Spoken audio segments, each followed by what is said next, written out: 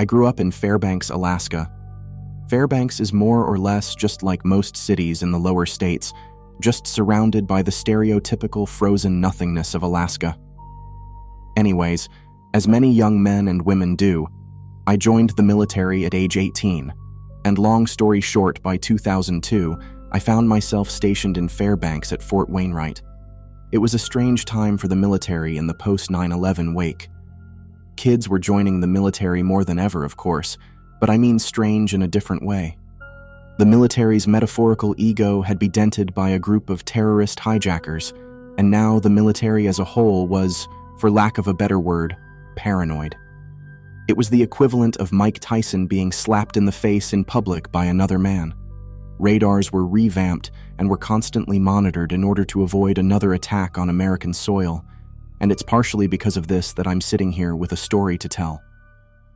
On March 13th, 2002, multiple military and civilian radar detected an object enter Alaskan airspace and presumably crash in the nearby Yukon Flats Wildlife Refuge. I was selected along with 10 other men by one of our superiors, Brown, on what we were calling a search and rescue mission to locate the crashed object. A few things were off about this operation. It was treated almost like a full-out exercise. We were told to essentially dress for war. At the time, I assumed this was due to the stigma surrounding suspicious plane crashes. Now I'm not so sure. Another reason things were so strange was that one of highest-ranking officers at the base, Hatfield, was to accompany us on this mission. That didn't make sense to me at the time. Why would they send the aged Hatfield out to the middle of a frozen wasteland to identify a plane crash when Brown was more than capable? I'd soon have answers to that. The helicopter ride was shorter than expected. In one helicopter was myself, Hatfield, Brown, Flynn, Bradshaw, and Dobbs. In the other was Brown's second-in-command, Anderson, who was now third-in-command on this mission, Carter, Ramos, Smith, Wallace, and Morgan. Of course, there were 2 pilots as well. Hatfield was a quiet, well-mannered man. He had always been well-respected and feared in the ranks as a leader.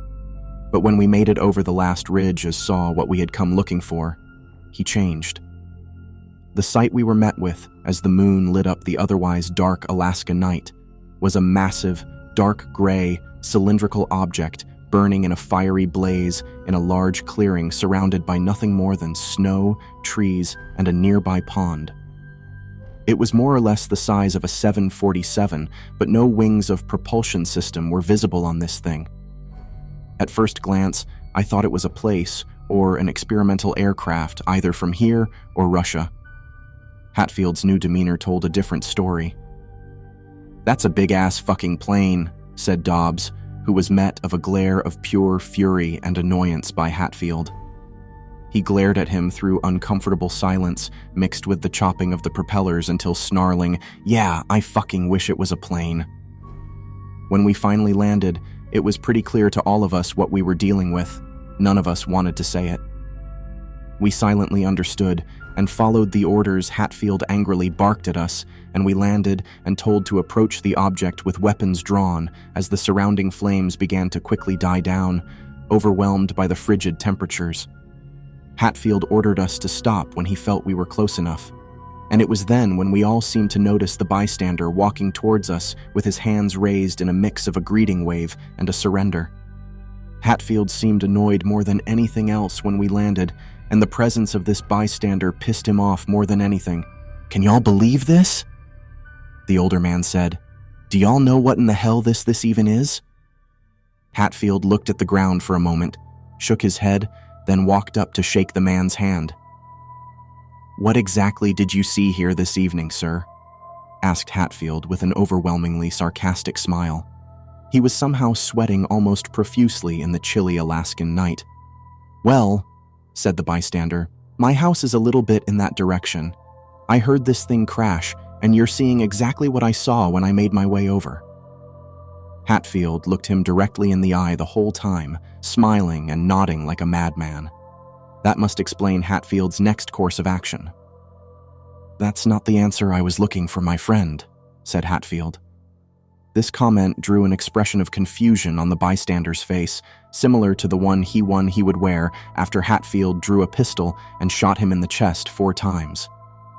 We all stood there in a state of shock and simultaneous understanding. He had just murdered an innocent man, but all for the perceived well-being of the rest of humanity.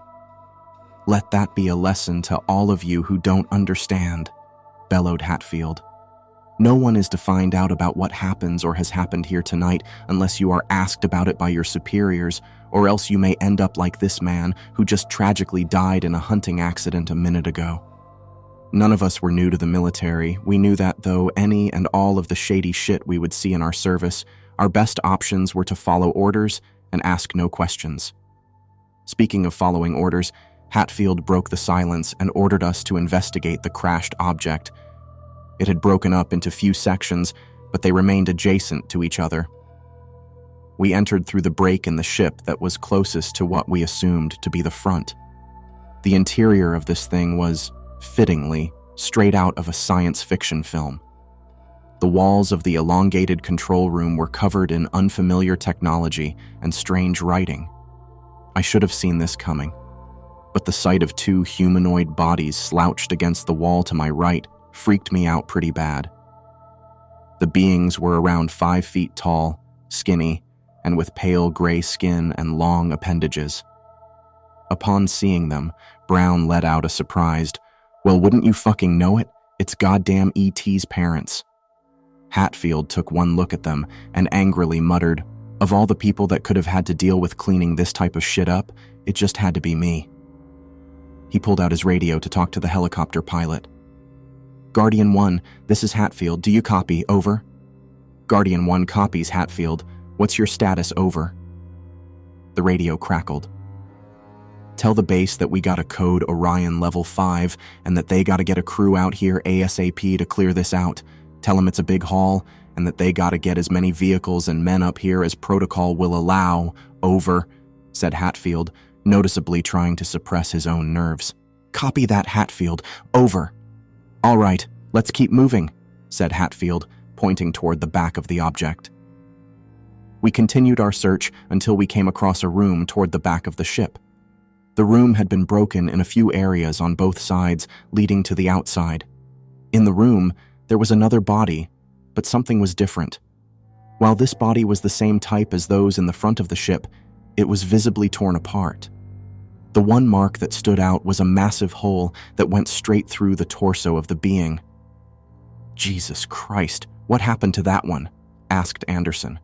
It looked like someone had taken a light pole and just thrown it through the damn thing like a javelin. In the room, there appeared to be 2 giant side rooms made of different material than the rest of the interior. We determined they were some type of cell, but for what? "Hatfield, come take a look at this," said Bradshaw from the break in the ship that faced the opposite side that we had landed and entered. Hatfield walked over, and upon seeing what Bradshaw intended him to, let out a soft and worrying, "Oh my good Lord." We all walked over to see what they were looking at, a trail of huge, circular tracks leading out from the object to the nearby tree line. I'm sure that everyone else there put it together just as soon as I did. Whatever was in one of those cells broke out on landing, killed that thing in the room with it, and escaped into the Alaskan wilderness. Perhaps worst of all, we were the ones that were going to have to go hunt it down. Bradshaw and Flynn were the lucky bastards that got to stay behind and wait for the cleanup crew to arrive, while the rest of us were to go with Hatfield and Brown to find that thing before it made it too far. I wasn't exactly sure if the directive was to take the thing alive or kill it when and if we found it. All I knew was we were going in blind to hunt down God knows what had been held captive on that ship. The forest was pitch black compared to the clearing the crash site was in. The upper canopy of the foliage was so dense that the only source of light eventually became the lights on our rifles as we made our way in formation through the woods, following Hatfield as he in turn followed the thing's tracks. Compared to the rest of the men I had ever served with, I'd consider the group I was with to be the most elite collection of individuals I'd ever been a part of. These weren't kids. These were men. These were the finest soldiers that Fort Wainwright had to offer.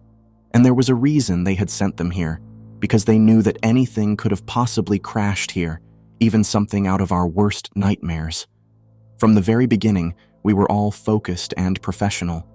We had a job to do, and unlike most of the younger men and women at the base, there was going to be no dicking around on this one. It didn't take long for us to find where the tracks led. We found ourselves looking into a massive cave carved into the base of one of the nearby mountains. Hatfield drew his pistol and turned to us. "On your toes, gentlemen. We got him. Brown, take point. The rest of you follow with me." The cave was massive with many different compartments, but none of them had much depth to them. So we continued through the main tunnel until Brown stopped the line and muttered a "Mother of God" to the rest of us. He shone his flashlight at a grizzly bear, probably 500 to 600 pounds, left in the same condition as the being we had found in the cell room. It, too, had a massive circular puncture hole identical to the tracks we had followed. It was sat slumped against the cave wall, dead. You could almost feel each man in that cave compartment slowly retract into their inner child as primal fear came over them. This thing we were hunting had walked into a grizzly bear's home, kicked its ass, and left it for dead. If it could do that to a bear, imagine what it would do to us. Wallace was the one that had the misfortune of saying what the majority of us were thinking. "We gotta get the fuck out of here now." He got the death stare from Hatfield, who proceeded to get in his face. "Quit being such a pussy, Wallace. Man has been killing bears for centuries. We turn those fuckers into rugs with the snap of our fingers. We got a job to do. Take this thing out, and as your superior, I'm ordering you all to do it. Any questions?" The compartment fell silent, our courage somewhat restored. We remembered, we were men, and we had a job to do. The compartment we were in, clearly the bear's former lair, split off into 3 tunnels. Brown took Smith and Wallace through the tunnel on the right, Anderson took Carter and Ramos through the tunnel on the left, and I went with Morgan, Dobbs, and Hatfield through the middle tunnel. We were silent the whole time. Sure, I had questions, but I sure as hell wasn't about to ask Hatfield any of them. We went through until the tunnel became too small for us to continue, so we began to head back up to the compartment. Since radio communications didn't work in the cave, we agreed that we would all meet up in the compartment if we finished our search or if something went wrong.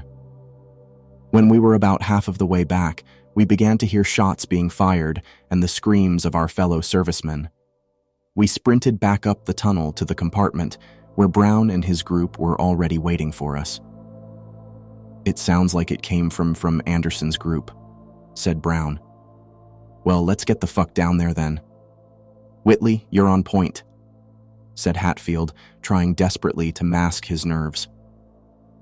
We made our way quietly down the tunnel, trying to move as efficiently as possible.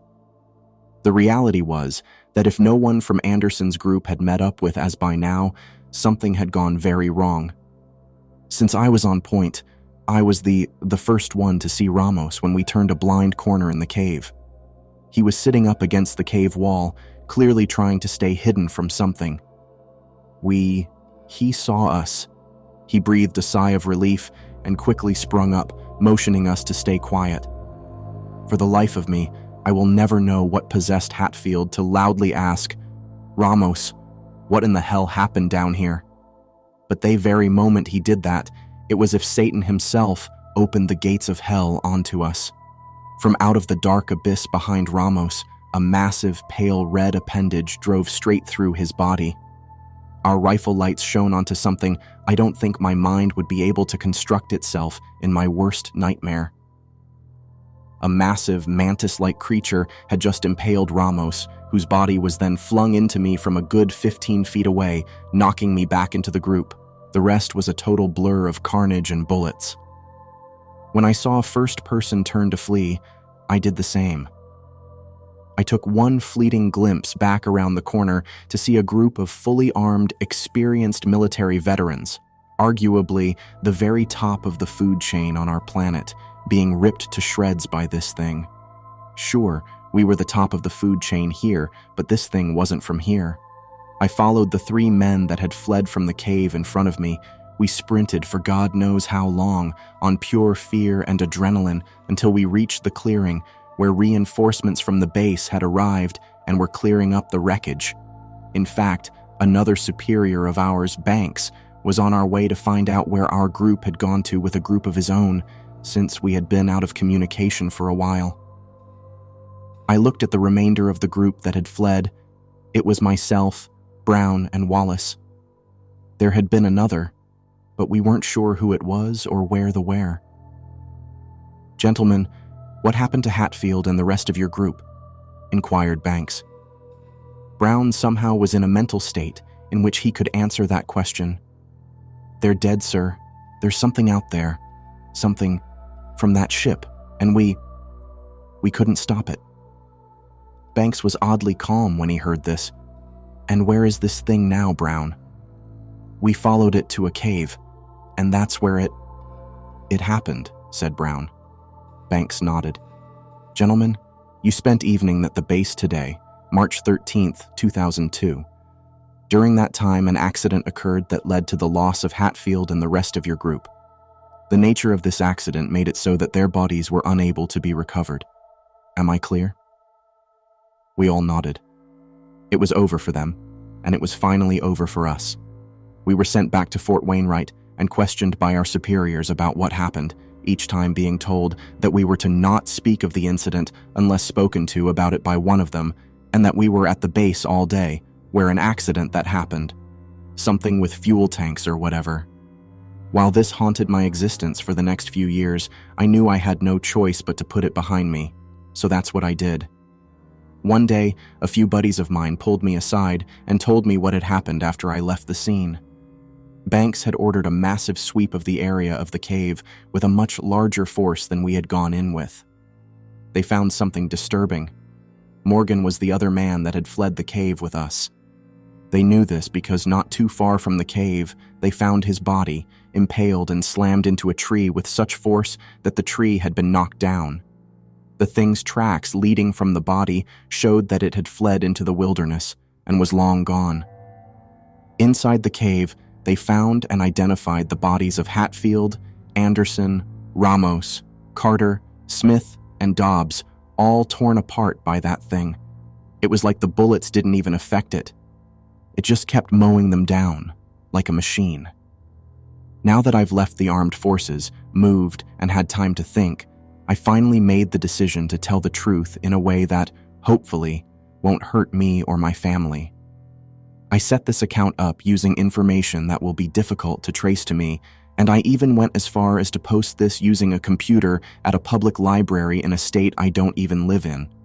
Hopefully, you take this information for what it's worth, because that thing's still out there, and only God knows where it is and what it's capable of.